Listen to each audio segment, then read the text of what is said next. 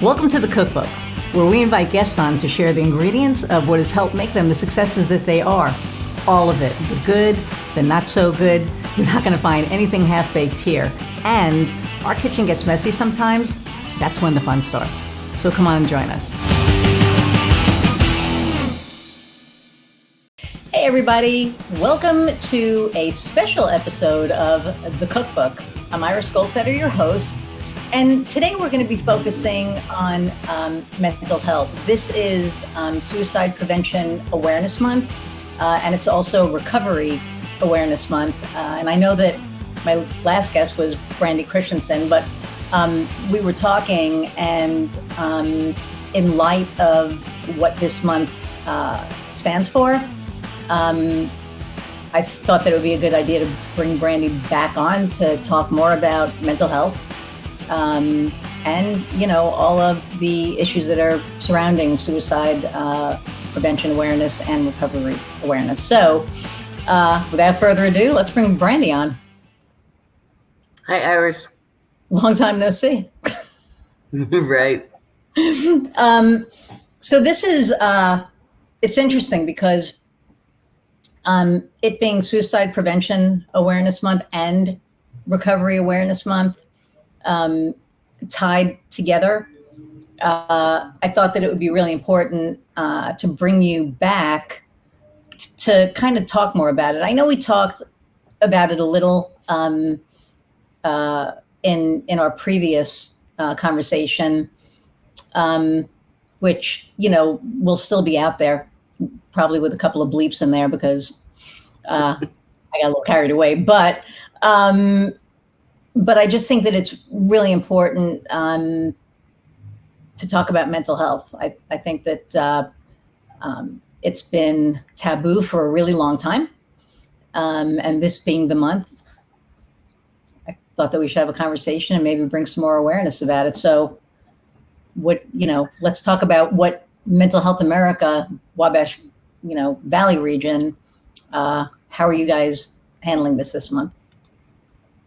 Right. And so, first of all, I just want to say thank you. It means a lot that you're doing this special edition and that, you're listening when I'm talking, and that you're so invested in getting the word out, because it does matter. We're all affected. I know we've had multiple conversations, and we've been affected both personally and through our networks. And obviously that's what's driven me and my passion to do what I do. So September's always been a major month for us here. We run what's the National Suicide Prevention Lifeline is now 988. And we have done that since, I believe, 2014. Ironically, I actually began my journey in this profession as a volunteer on a crisis line. And I got to give it a shout out, Johnson County, Iowa. And I spent some time there. And I to this day, I get to work with a gentleman named Bo, who now works at the national office, which is Vibrant. And so it's pretty cool. He was the volunteer of the year before I was there. And then I actually had the privilege to have that designation after that. It was a little bit different then. The hotlines have definitely increased in capacity, in volume, in acuity. And so it's important for us. What we've traditionally done as an agency is honored our volunteers who give so much of their time and their talents and their energy to being the voice on the other side of that line, as I once did. And so we really try to capitalize, just like we do in May when it's Mental Health Awareness Month. We try to capitalize on getting the word out there, the opportunities. People really do pay attention to what month it is. And so we have opportunities to provide mental health education, suicide prevention education. We do QPR, which is a gatekeeper evidence-based suicide prevention, kind of 101. It's about an hour and a half to 2 hours. And, people reach out all the time now, thankfully, but it's a busy month for us. So we're honoring our staff and our volunteers that are, doing the hard work, being on the front lines, making sure everyone has someone to pick up and be empathetic and to help guide them to their own answers, and create their own plans and move forward, hopefully, with some additional resources so that they can stay safe for now, is what we call it. But then I would be remiss if I didn't talk about the role that addiction has played more recently in the past few years for us here at MHA Wabash Valley Region, mainly with our program Let's Talk.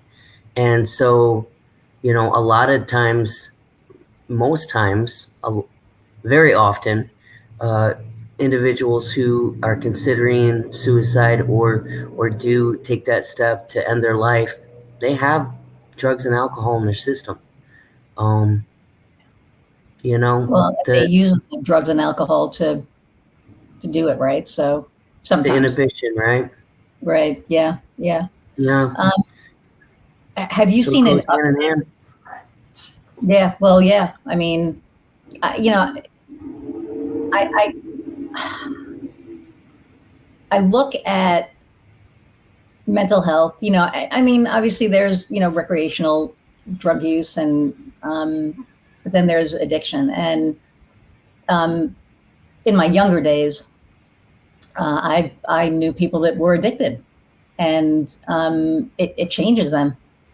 You go from this really kind, loving person to this, I don't know who you are kind of thing. And it's sad because, you can see the decline. And I mean, back in my day, because, I'm a dinosaur, we didn't have meth, we had heroin and coke, and then, crack started making an appearance. But, now with meth, and I know heroin is coming back. I mean, I'm hearing, a whole bunch of whatever is, out there. People, it's like, it's a solution to a problem, right? I was talking to somebody who, this was back in December, who used to run, I don't want to say an agency, but what are they called? I'm drawing a blank. Like a location, like a drop-in center. No, but a center. We'll call it, a center. Like a recovery center? A rehab center, kind of, okay. Right? And I don't know why my brain just kind of froze there. But he said that addiction, 90% of the time, is a solution to a problem that they're having, that they're not dealing with. And if you can get to the problem and help them with the problem, then the addiction goes away, rather than trying to help wean them off of the drug necessarily. But I guess there's a whole bunch of different ways to do it. But I guess my point is that when they're addicted, there's the mental health. And when they have the mental health issues, they become addicted. So you're right. It's hand in hand. Do you guys see an uptick of 988 calls? So I know you just recently became a 988 center, but prior to that, you were also a call center of some sort. So did you see an uptick when you became the 988 center, or? We saw a slight uptick. The state of Indiana has opted to refrain from marketing 988 until we've created the infrastructure that will be necessary to handle the influx of calls that we believe we'll receive once it's marketed. So states that have just gone ahead and begun marketing without ensuring that their centers are staffed appropriately are really struggling. And so that puts a major burden on the national backup.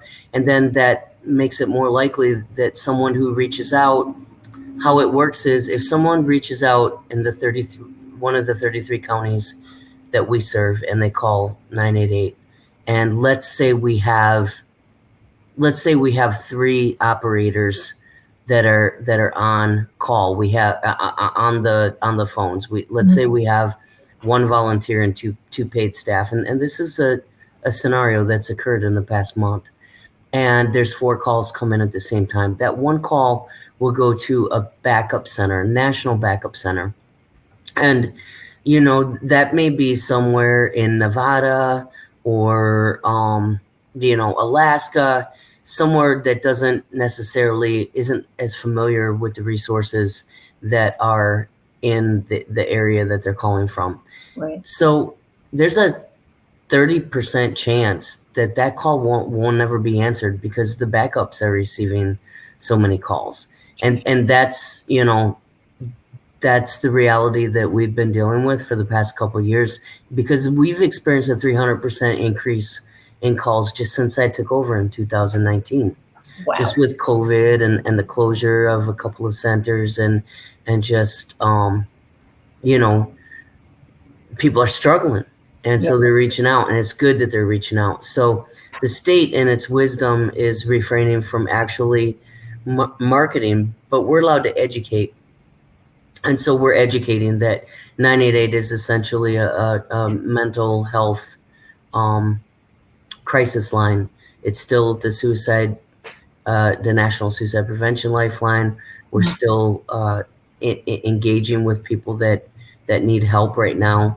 They need stabilization, and our people are trained to provide that. What 988 means long term is a little bit more in depth and complex, and involves what the response will be for individuals experiencing a mental health crisis or addictions crisis that cannot be stabilized and require what we call an out call. And those are individuals that are in imminent risk for losing their life right now. And we work with them to make them part of the decision to reach out for help. And so the idea is that within the next 5 to 7 years, that instead of law enforcement necessarily, I'm sure sometimes law enforcement will still be necessary, but mobile response teams comprised of what are called peer recovery specialists. So people who have been there, who are in recovery themselves, and who possess state certification. So they've got some education, but they're not clinicians, but they're going to be given the opportunity to help stabilize a person if we cannot within our centers get them stable and get them an appointment to see someone the next day, or at the very latest the day after. So it's really about closing those gaps and creating a safety web, and then enlisting and hopefully really creating a larger market for what are known as crisis stabilization units, so that we actually have somewhere to send people when they are in crises. Because right now they're going to the emergency department or they're going to jail. Wow. And that's not going to be helpful. That's going to jail is not going to be helpful. If anything, I think that would probably push them over the edge, because jail is, jail. Well, it creates a whole nother complexity of problems, right? Well, yeah. And see, you put it so eloquently. I'm a layperson, so to me it's like jail. That's just like another layer of I feel awful, and now you're putting me in this jail cell. How is that going to make me feel any better? If anything, it's going to make them feel worse. And I'm thrilled that you guys have that center, the 988 center, and that it's local, because there are so many people here. We know we'll talk about 6 alarm peer support. that they're a mental health resource for first responders. Um, Now, a 988 operator in, let's say, I don't know, Nevada isn't going to understand what a Tippecanoe sheriff, is going through, or somebody from their department, or a Tippecanoe County fire department, or Montgomery County, or whatever the counties are. Yeah. They're not going to understand um, the locality. So I think you're right. I think the fact that the state is handling it the way that they are, I'm actually impressed, because it gives you guys a little bit of, I'm going to say, respite, so that you're not slammed by thousands of calls. Because I think if it wasn't done the way that they're doing it, and it was just like, okay, 988, we're going to do this, you guys would be flooded, and so too many calls would go, to other call centers, and not yours. Yeah. And I do want to give a huge kudos to the state, because they are handling it well. They funded us, for one thing. They brought a couple of other centers. Yeah, right. Now we're also looking for a continuation of that funding mechanism legislatively. So hopefully some of the things that they're talking about will come to fruition. But they're giving us every chance to succeed. They understand that this is a once in a lifetime opportunity to revolutionize our response. And I have to say, they have core planning committees to ensure that there's equity in access, but also in treatment of callers. We're working with all different types of groups of people to ensure that our messaging is appropriate and that we're being inclusive. But they're looking at linkages and referrals, so that we're making sure that we're getting that when we're following up with people, we're giving them every chance to succeed. And there are just 8 core committees. I'm going to ask Iris to put up the email and the website, so that people can go and look for answers to frequently asked questions and stuff. But I did want to circle back just for a second, because when we were talking about somebody ending up in jail and feeling worse than they were, it's actually more complex than that. So when we have people that are in mental health crisis and requiring stabilization, regardless of whether it's for depression or anxiety or psychosis, some sort of mood disorder or addiction, when someone is placed in custody, right? If they're employed, they're going to lose their job. They're going to have court hearings that they're going to have to show up for. And if they don't do that, then they're in a whole nother level of issues. There are fines that they're going to have to pay. I mean, it's really a complex addition of problems that really can keep a person down even worse and even longer than they would necessarily need to be. So, we're looking forward to a lot of the things that are coming down. One of our partners, NAMI of West Central Indiana, has received a Catalyst grant to open up a living room model. So, that's going to be an opportunity, a place for people to go rather than the emergency departments. I know people are looking at yes, and Riverbend and all of these places that are like, hey, this is a moment to capitalize on. Let's make sure that we here in our communities, have a place for our people to go, so that they don't get stuck in an emergency department.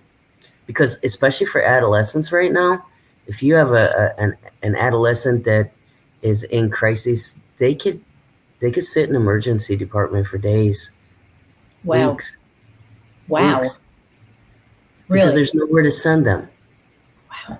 So it's a lot. There's a lot going on, but there's a lot of need, and We're just, feeling really honored and privileged to be a part of it. Well, I mean, I've taken a tour of your, facility and, the campus and stuff, and I've met, a lot of the people that you have on your staff. And I mean, they're all amazing. And they, it's not easy work to deal with mental health in general. And, to have to deal with crises like that on a daily basis. I remember we had a meeting and you had to cancel it because one of the residents was in crisis. And, thank God you're there for that, right? That, the organization is there. So, gosh, and thank you for clearing up the jail thing, because like I said, I'm a layperson. So I just look at it as, somebody who is about to kill themselves or, in this major crisis. And then, they get put in jail, for their own safety. I didn't even think of the other implications, like losing your job and, XYZ. So yeah. Well, let me throw another layer at you. Imagine that it's happening in their home, and imagine that an officer is arresting a mother or a father in front of the child. And now you have vicarious trauma that's going to carry over intergenerationally.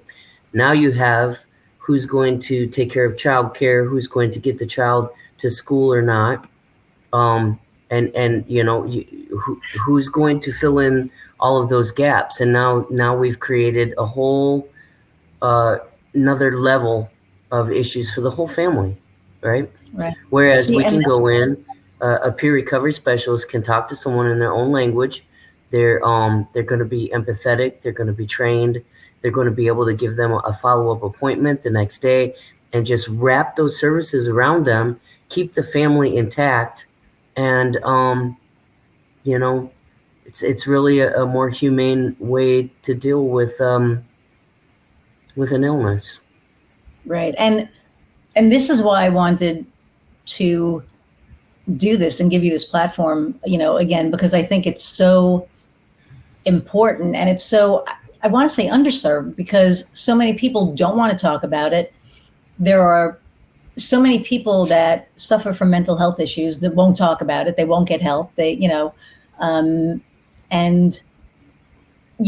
be able to say, and this is going to be so freaking, cliche, but it's okay to not be okay. And it's okay to ask for help, before it gets to that point that, they are addicted, or they are, at that last thread to where, they're contemplating suicide. And I think that, especially in Tippecanoe County, we have like so many different agencies, and, we have, a homeless agency, and we have, you guys and NAMI, and there's like a bunch of. Gotta give the YWCA a shout out. Oh, gotta give, yes, absolutely. You're right though. There are so many, and that's yeah, and the YWCA, to me, the domestic violence program, is near and dear to my heart. And I'm just going to give an homage to Marcia Gentry, who, we started unmasking domestic violence, and because of her story. And, she was a really dear friend of mine, and she passed last week, the week before. Yeah, actually, I think it was a week ago yesterday. Yeah.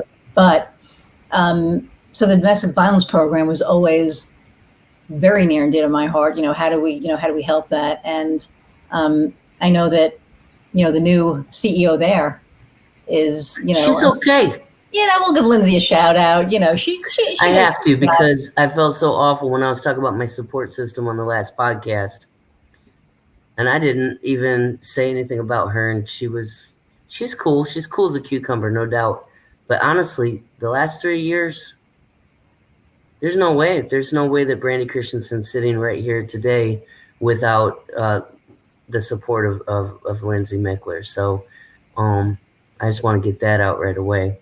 Yeah. But more importantly, why our program is so successful, our navigator program is so successful, is because our case managers, our navigators, they find the resources. They meet with the people who are serving our community. Now, explain what a navigator is, because people listening probably Yeah. don't know, right? So Yeah, so really cool story. Right before I got here, the United Way, well, actually about 2016, I think, Mental Health America and NAMI got together and asked the United Way to facilitate a community conversation called the Mental Health Forum.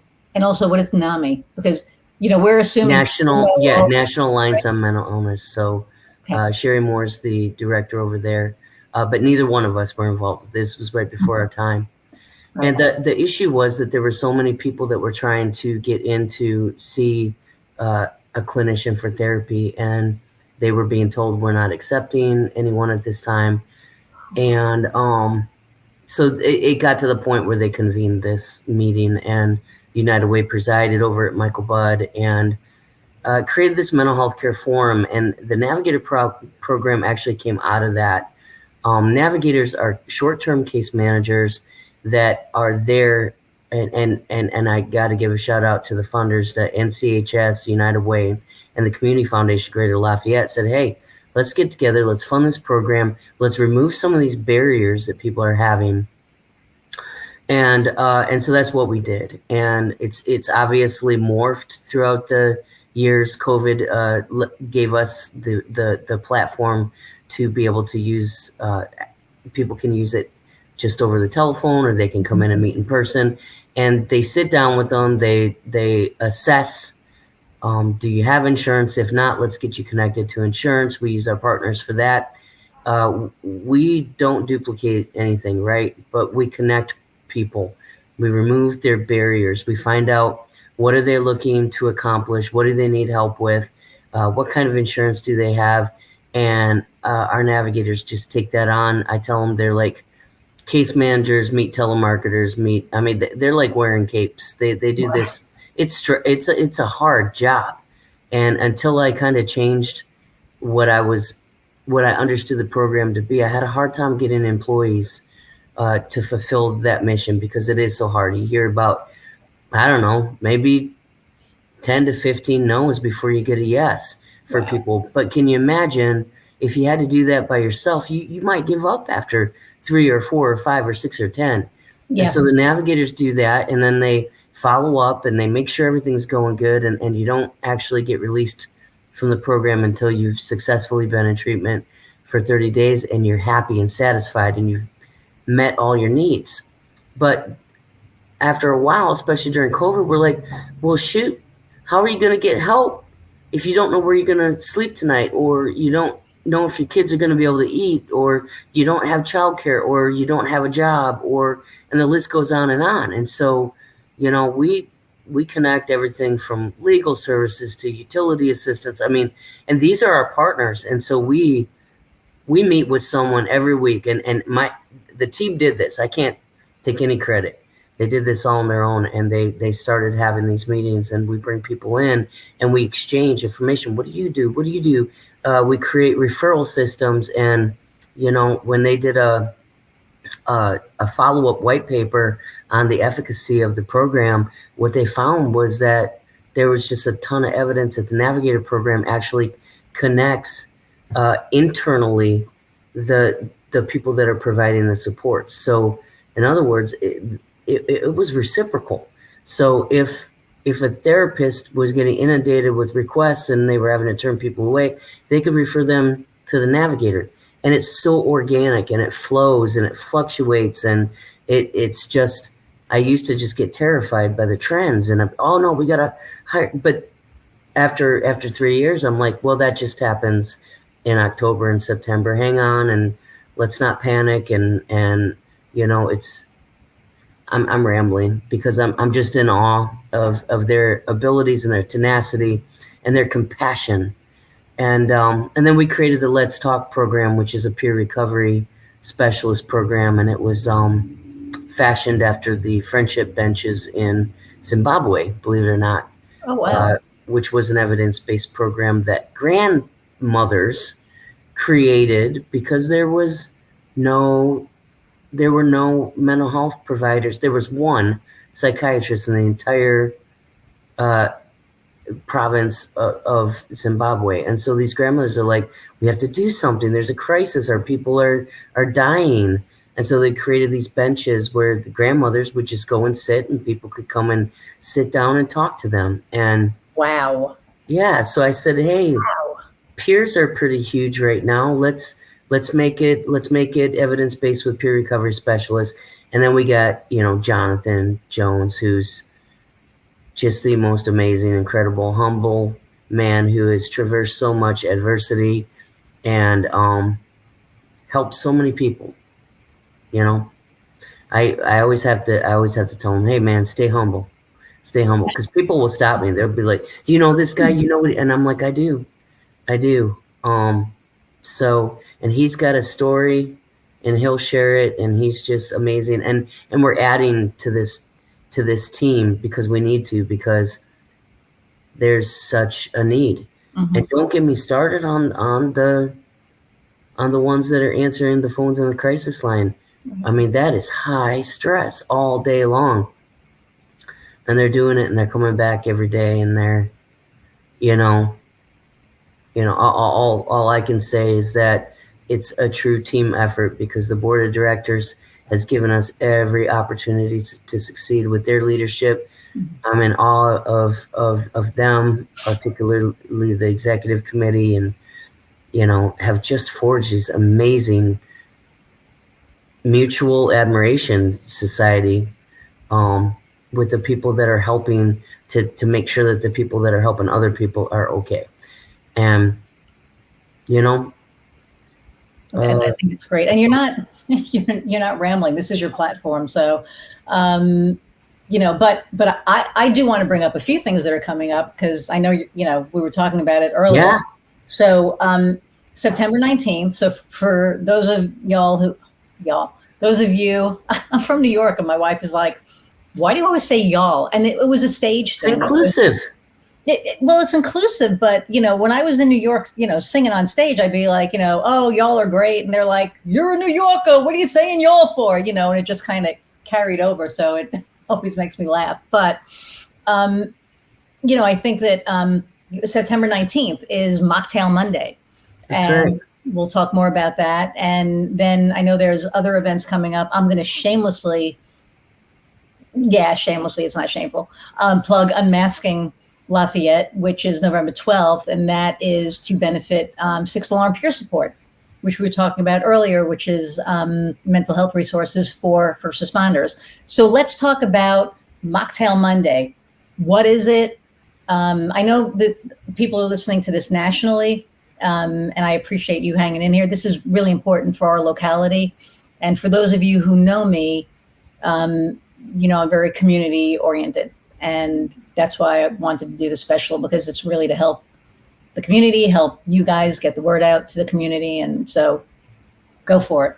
Well, first off, I want to say I love the concept of peer alarm. The reason that peers work so good is because people relate to other people that are like them. Veterans want to talk to other veterans who have the same life experience, and representation matters.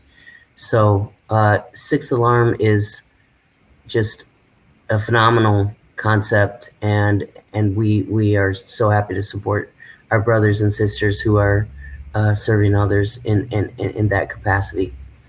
What we have coming up is called Mocktail Monday, as Iris said.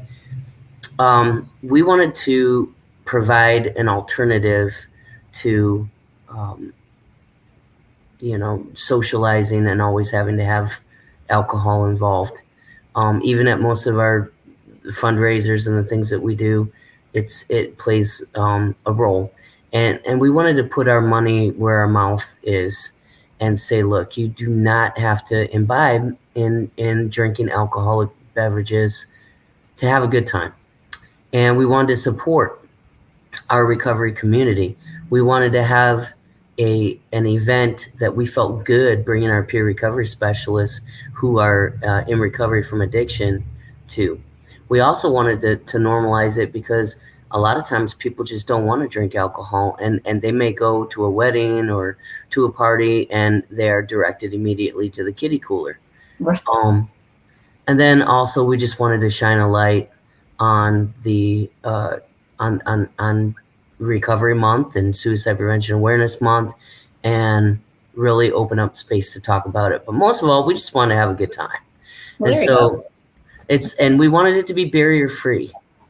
And so you're welcome. I picked Monday.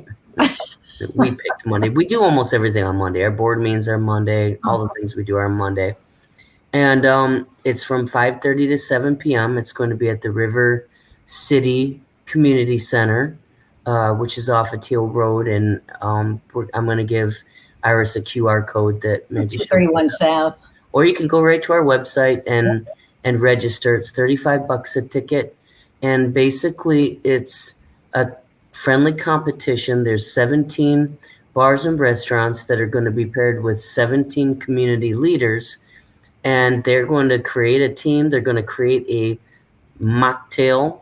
We're calling it a delectable mocktail. So you'll be the judge of that. And we're going to have a DJ. We're going to have Ski Anderson's going to be pumping out some tunes. We've got an MC named Mark Brandyberry. There was a lot of joking about what would happen if we got married, and that was all on his end. That's hilarious, and I can totally see him doing that. So yeah. So he's a magician. He's larger than life. We're gonna there's gonna be very little of me talking, which is excellent. But we're just gonna have a good time. We're gonna dance a little bit. We're gonna taste some mocktails, have some hors d'oeuvres from the Lafayette Country Club, and then we're gonna have a big vote. And there's 5 awards that are going to be awarded to the winners of the different categories. We have some awesome sponsors. We've got NCHS, which is North Central Healthcare Systems. We've got Meridian. We've got Sycamore Springs, Valley Oaks, and then we've got a bunch of banks. We've got Centir, we've got Horizon, PIFQ, IFQ. We've got, I believe it's the Drug-Free Task Force of, that might not be the right words. Christina Leslie's going to kill me. But TCOR is going to be sponsoring, and Arnie's. And so we got a lot of community support. What we don't have a lot of is people registered. So we need people to go on and get registered so that we can make sure that we fill that up and that this inaugural event becomes something that we can really build upon for some friendly competition. And just a reminder that this stuff is serious. It's hard. Sometimes it feels like we're walking through peanut butter. And, some days it's all we can do to have that little voice of courage in our heads to say, we'll do it again tomorrow. Yeah. Sometimes it's fun. Well, I'm going to give you a little bit of marketing advice, free advice. Do a Facebook boost. Get on LinkedIn.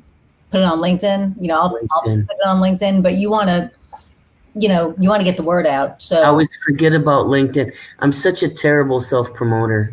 Well, I'll help you with reminding you to post. So I'll be like, Brandon, I've made one post on LinkedIn my whole career. Oh, you need to do something about that. But I'm not going to talk about marketing on here. So, but I mean, you do. You should definitely be active on there, especially so many business leaders. Local business leaders are on there, and they may not know. I'm terrible. About this. Terrible. You don't know, but definitely do a Facebook boost, and you want to get the word out there. It's worse than that, Iris. I do know.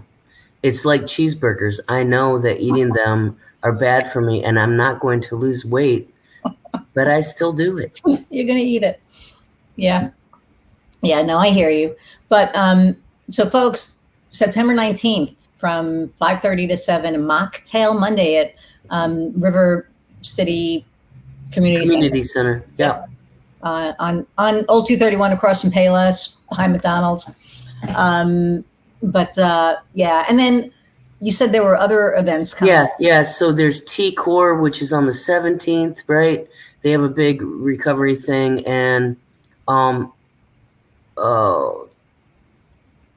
that's also posted on our calendar. So Okay. we're posting all these things on our calendar. NAMI for West Central Indiana is having NAMI walks, which is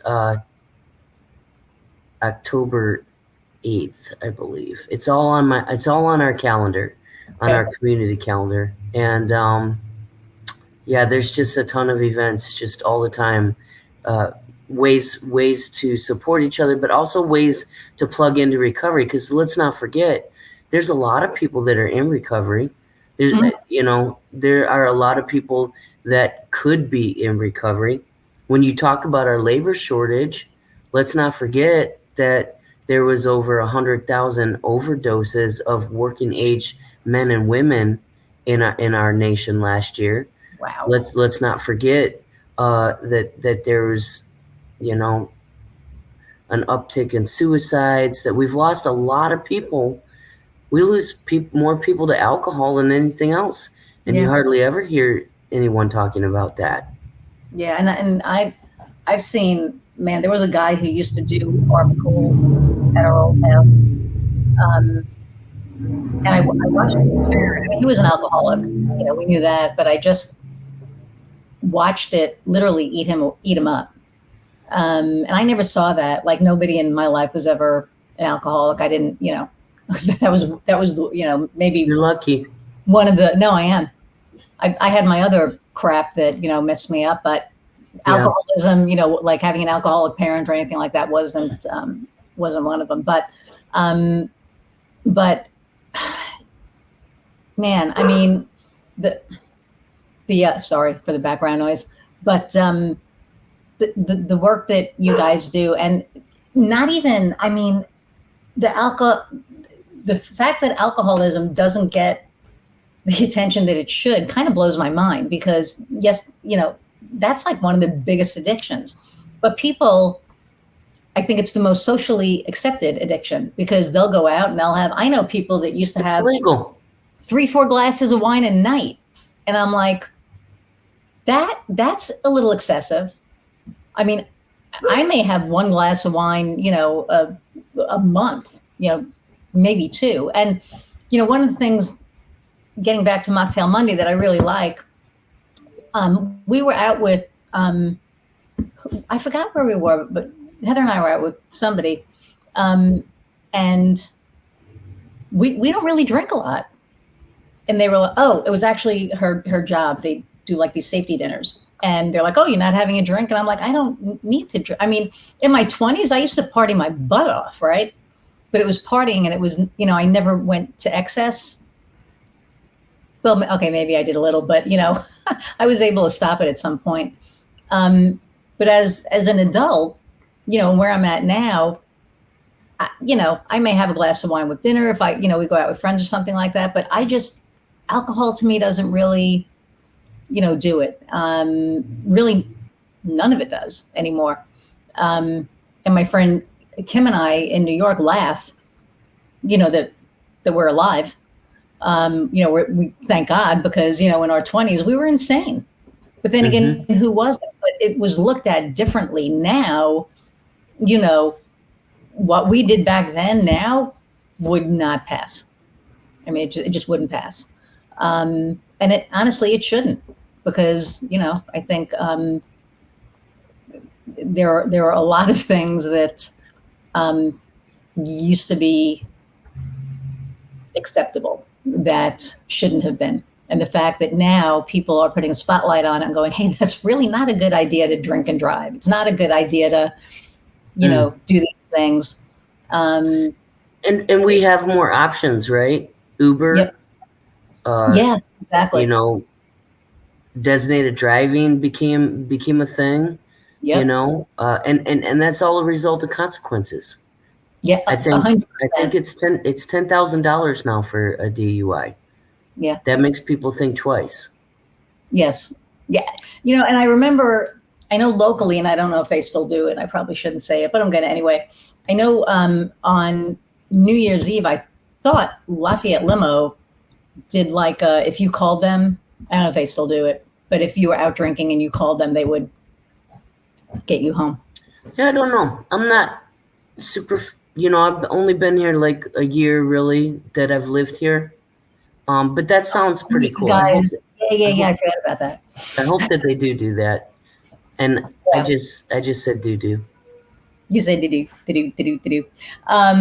So okay, so what can people do to help you guys? I know that um, I may get in trouble for this, but I probably won't get in trouble.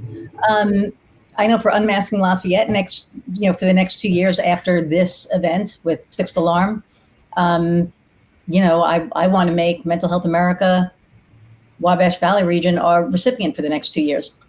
So 2023 and 2024. And we can talk about that, but I just want to officially put that out there because I think that, you guys need help. And what you do is it's just so important. And it's not lost on me, the need that you guys fill in the community and in 33 counties. I mean, Well, that's for the 988. We are so grateful. So thank you for that. We actually serve 11 counties with our other services. So okay. Yeah. Okay. But and I know we're going to be working on some other things, but it really just is about getting the word out and normalizing getting the word out. But also for me, it's listening. It's understanding what people are saying. So when people are talking, I'm listening. I'll never forget. And this was at my last job. So I was serving Cass County, and we are again because of our merger. But I had been asked to come and talk to a group of inmates about mental health. And I really didn't know a lot about addictions at the time. And I just remember just having a conversation with these men and women. And I just remember asking them, because I'm not in a position to just come and talk at people. Like I want to know, I want to hear, because otherwise I'm just doing something to satisfy myself. I'm not doing something meaningful that I'm being asked to, right? And I remember this guy said to me, he's a young guy, really, looked good and healthy. He was obviously in trouble. But he just looked at me and he said, you got to get into the schools. You've got to warn these kids. You've got to let them know that they could take this pill and they don't even know. And it could change their whole life. It could turn them, because there are certain people. And I remember, and I pay a lot of attention to things on social media that are about addictions. Just because, like I said, Jonathan I've got a little bit of hero worship from this guy. I need to meet Jonathan. Yeah, you do. And I'd watched the documentary Dope Sick, and I said, wow, for years I've been talking in these meetings, and I didn't even understand. And so I encourage everybody to watch that movie Dope Sick, because it really sheds some light. But you could just use one time and your brain may hit that pleasure pathway, and it might steal your next 10 years, your next 20 years. You might not live through it. You might not achieve recovery. So many of our brothers and sisters literally are not here today because of it. And this kid just looked at me. He was so plaintive about it. And you could just see it in his eyes. Just warn them, tell them that this could happen, that, and we're so quick to judge people who have dabbled, who have been recreational. But one of the things I saw was on social media was, hey, you say I have a moral failing. You say I'm weak because of this addiction. You say I should just quit and I should just pull myself up. But the only difference between you and I, you took the same things I took.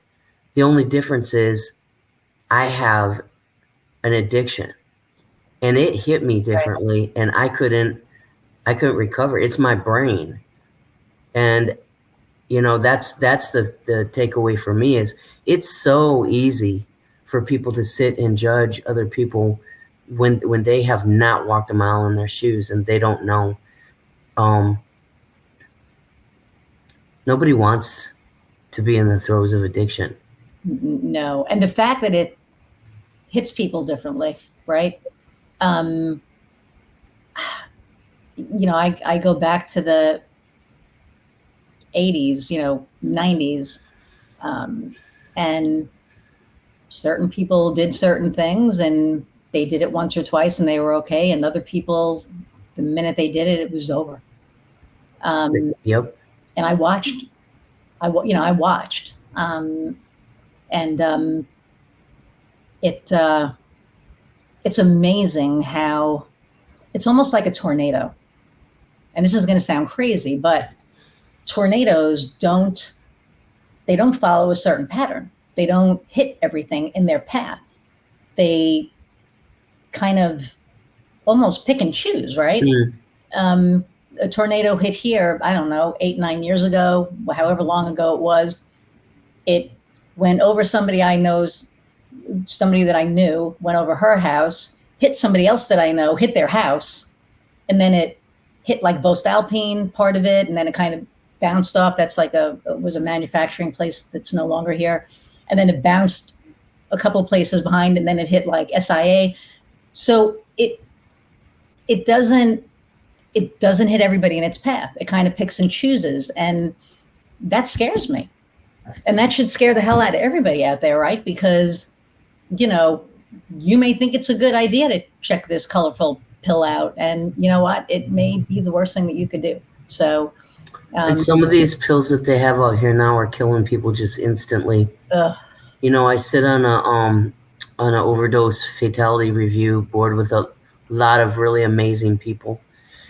And when we sit and we go through the timeline of these people, these opportunities, or these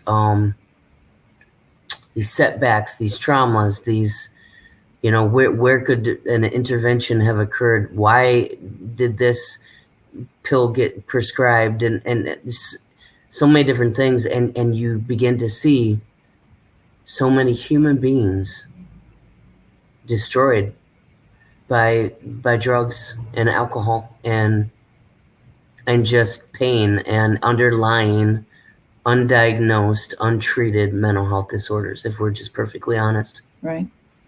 Well, and I think that, again, organizations like yours that are out there to help these people are desperately needed. I mean, they're desperately needed because the need, and I imagine COVID had to, it's weird because it caused so much anxiety, but it freaking took COVID for us to say, hey, we can do this remotely. We can help you remotely. If you can't leave your house for whatever reason, we can do this on the computer. We can come to you. Huh? We can come to you. Yeah. I mean, the fact that it just blows my mind that it took that. That was a business tool, Zoom for business meetings, and all of a sudden, they didn't know what to do with themselves because everybody. Man, I wish I would have had stock in Zoom. Girl, I said the same thing to Heather. It's like, man, why do we know about this? But yeah, I mean, that blew up, and I think, we're talking all doom and gloom, and it is. I mean, it's sad, and it's hard, and it's scary, but there is a silver lining, and the silver lining is that there are organizations like yours, and there are people like you leading them. And I just want to throw this out there, and I know, you're not one to talk about yourself, but you are, I think, just the perfect person to be in the position that you're in for the organization that you're in. You have the empathy, you have the understanding of the issue or the issues, you have the knowledge, you have the disposition, because not just anybody could do that job. You have this very even keel about you. And I know you're not perfect, and I know that you go off, and I know that, you have your moments, but I haven't gone off in like 10 years. well, I don't mean, you know what I mean. I'm just I'm playing. just oh, okay. I'm just I saying. just the punching bag is my friend, right? Well, there you go. But at least you have something. My new friend. Your new friend. No, So I appreciate your kind words. I it's quite, we always question, are we where we're supposed to be, you know? And we talked about this in my last podcast. Uh, when people aren't well, you can become a proverbial punching bag for other people when you're in leadership. oh yeah. So yeah, I appreciate what you're saying. And time will tell, right? I feel comfortable in a lot of the things that we talk about because I have done the work, and also because I have also fallen, and I continue to fall, and I continue to get back up, and that's recovery, friends. Right. But Right. that's also life, and there are universal truths in life, and there's pain and there's suffering, but there's also healing, and there's love, and there's hope, and there's always hope. Always. And so Always hope. yeah, you must Yeah. never give up. Yeah. Yeah. And I mean, and I'll just from, personal experience, I remember days, you know, we talked about this. I had a Uh-huh. hard upbringing, and I had a hard whatever. And man, I just remember waking up and having that day and being like, man, just get to bed and we'll wake up, and it's going to be a new day with new opportunities, with new, you know, with new opportunities, just, and, but if you kill yourself, there's no new opportunities. It's done. There's no next day. And I remember, gosh, I just remember thinking that so many times, and getting through it and waking up and looking at where I am today, being very thankful that I had that hope. I'm thankful too. And thank you. But to be able to tell somebody it's going to be okay. You just got to hang in there. I know it sucks. I know it sucks. I've been there. I know it sucks. I know that this is probably the worst thing that ever happened, but get through tomorrow. Get through today to get to tomorrow. And it gets better.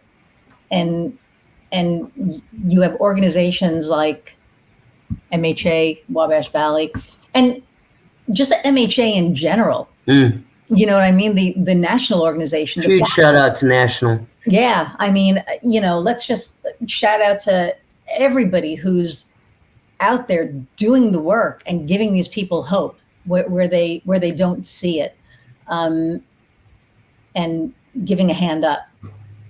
And I'm going to get teary because I just, I know. You're tearing me up. I know, but what Can you we do, just say, like, if you know someone that's helping people, yeah, go give them a big hug and tell them thank you, because yeah, it's largely a thankless job. I mean, we ring the bell up here when we have successes. yeah. The bell is our origin story. Where'd my bell go?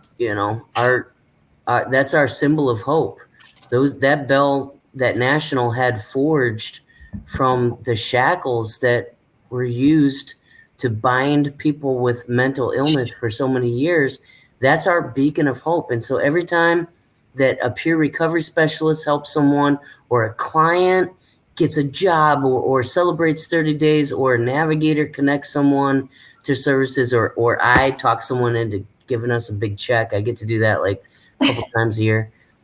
Or our development team, our mission advancement officer, Tia, and all them, we'll ring that bell and the whole office just erupts in applause, because that is what keeps us going. So very few people ask how how are you doing? So I try to do that as much as possible, and I Yeah. do it in the mirror sometimes. I've got Yeah. just an awesome coach. So, you know, it takes every single person and all the angels and all of the puppies and all of the rainbows and sunshine and yes, even the rain. Yes. But I mean, Without rain, really, there's no rainbows, right? So that's right. And so there's always hope, and sometimes just being that listening ear and just letting someone talk and just asking being bold enough to ask the question, you yeah. know.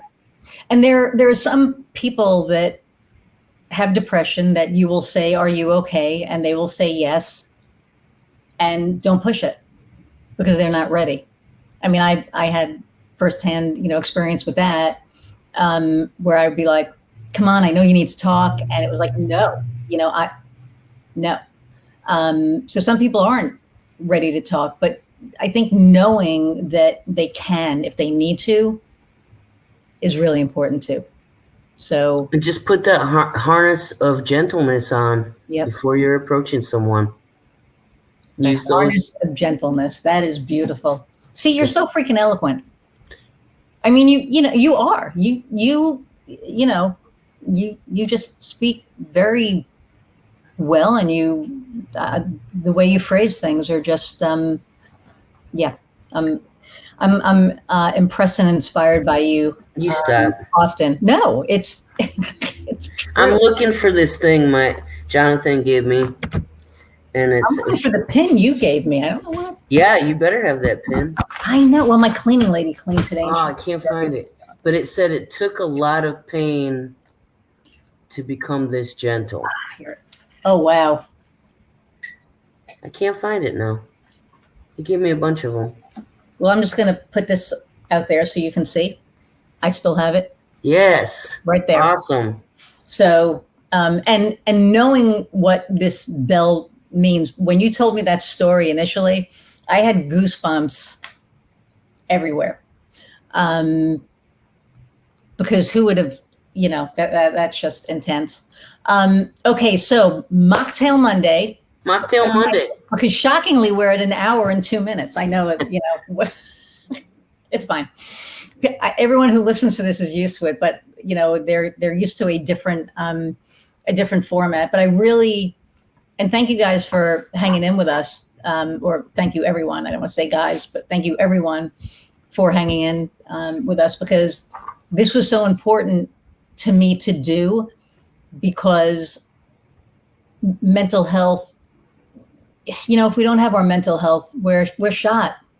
We can't function. We can't, move forward. And the fact that we have organizations such as, Mental Health America, Wabash Valley Region, NAMI, NCHS, all of the organizations in town, and the facilities.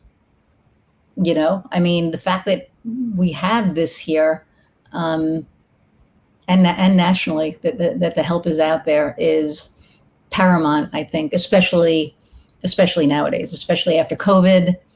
I know people are still recovering from the fact that, we can still go out. I mean, I was talking to somebody last week, and they're like, I'm still not used to being in public after really being sequestered for, 3 years. Not sequestered, but, forced to kind of hibernate. So thank you for the work that you do. And the work that everybody in your organization does, from the volunteers to, everybody, the board, the executive committee, everything. And again, Mocktail Monday, September 19th. Go get those tickets. $35 is nothing. It's a drop in the bucket. Add 2 more registrations.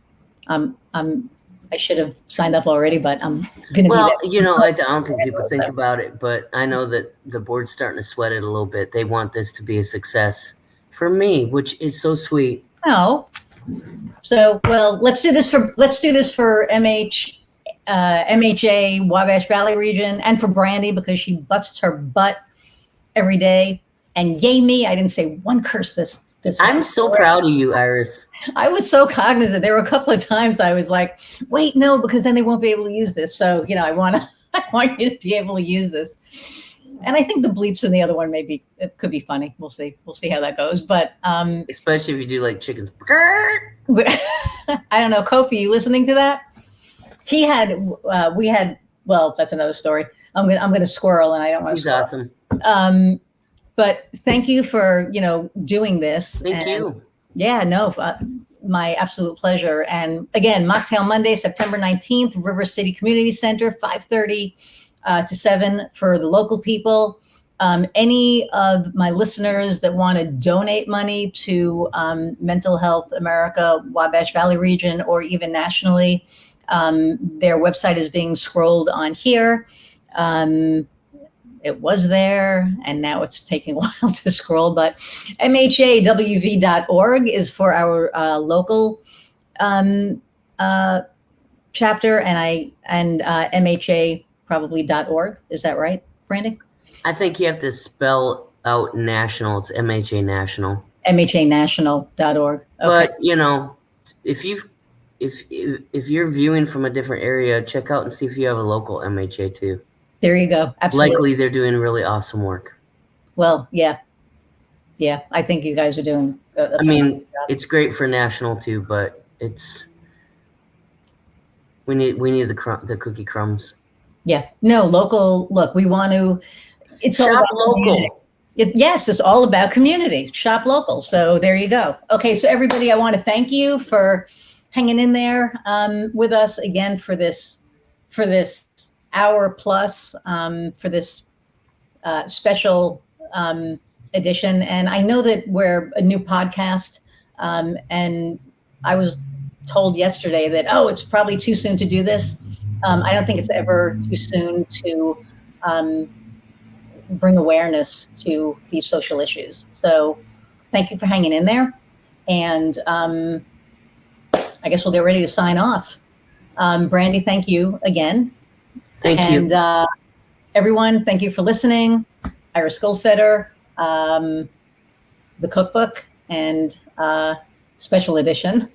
And you know what? Still, go out, find what lights your fire. Go help somebody. Go help somebody in your community. Bye, guys.